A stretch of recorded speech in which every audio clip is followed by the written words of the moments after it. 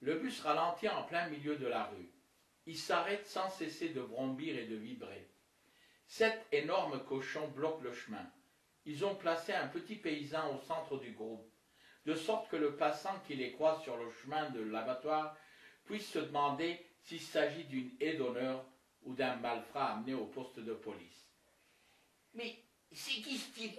me demande Moïse. « Il n'a pas l'air d'y connaître grand-chose à l'art de pisser. » Je hausse les épaules. « Il sait qu'il doit pisser. Le reste, il s'en fout, lui dis-je.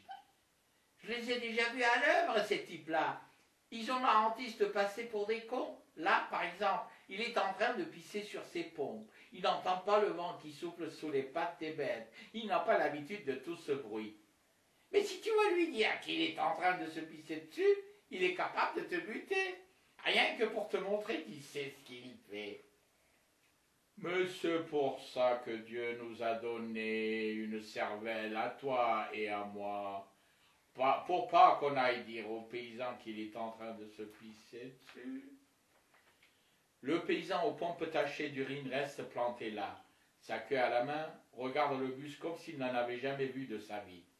Il jette un coup d'œil au conducteur, puis il braque un regard à l'intérieur du bus.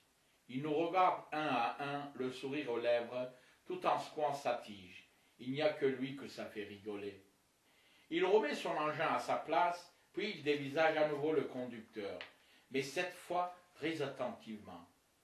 Moïse a été engagé par l'office de tourisme pour l'unique raison de son appartenance à la confession mosaïque d'origine berbère.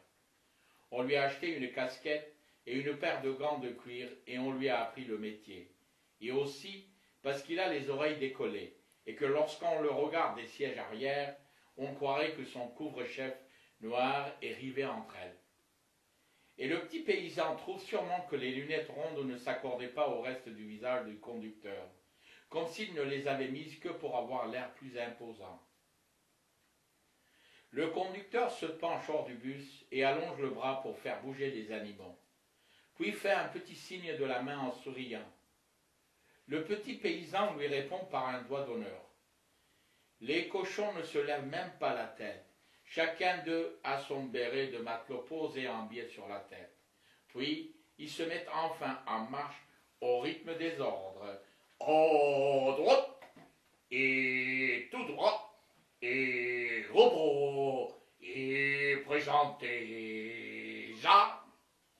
À l'image de vieilles femmes placides qui font traîner en longueur chacun de leurs mouvements afin de remplir le plus possible le vide de leur journée grâce au temps passé à leurs modestes emplettes. Quelqu'un monte dans le bus et une soudaine tension envahit l'intérieur. Une star? Un monstre sacré? Pas exactement. Quand Moïse l'aperçoit de près, ses cheveux se dressent sous sa casquette. Il trifouille le volant du bus, comme s'il n'existait rien de plus important au monde.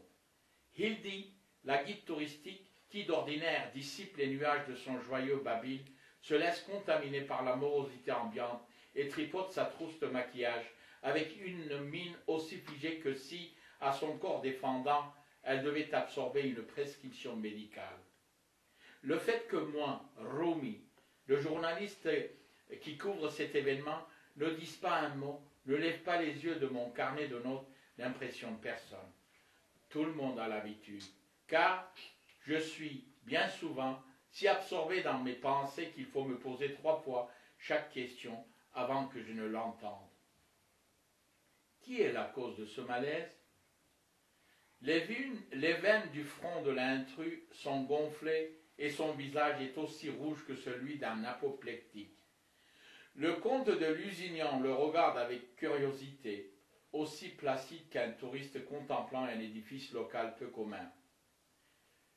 L'indésirable individu tape de son talkie-walkie contre la barre d'un siège et lorsque tout le monde tourne les yeux vers lui, il relève légèrement sa graisseuse perruque blonde, tel un ouvrier qui s'apprête à attaquer une tâche difficile, d'un geste scrutateur et d'un ton sévère mais mécanique, il dit « Ich bin Jossel » und ich habe die schwere Aufgabe.